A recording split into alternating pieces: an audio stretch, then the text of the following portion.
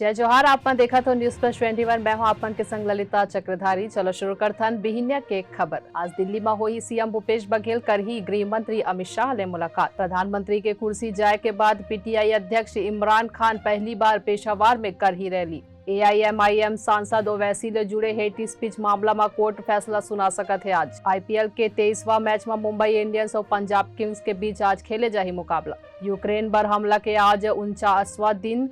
रूस के अगला टारगेट अजो वत्सल हवे। हरिद्वार में आज और कल शहर में भारी वाहन के प्रवेश पर रोक। बैसाखी स्नान और सद्भावना सम्मेलन लेकर ट्रैफिक प्लान जारी करिस। एमपी में दिग्गी के पलटवार। मुख्यमंत्री शिवराज के खिलाफ एफआईआर दर्ज करे 10 आवेदन। नवजात सिंह सिद्धू कईस पंजाब के मुख्यमंत्री भगवंत मान प्रतीकात्मक सीएम हवे। कर्नाटक में ठेकेदार संतोष पाटिल आत्महत्या मामला में मंत्री ईश्वरप्पा के खिलाफ एफआईआर हुई दर्ज। गाजियाबाद में जयपुरिया स्कूल में 10वीं के छात्र मिली से कोरोना पॉजिटिव। अगले आदेश तक स्कूल रही बंद। ऐसा जानकारी ले लगातार अपडेट रहे बर देखत रहो न्यूज प्लस 21 आप मन के हक के बात।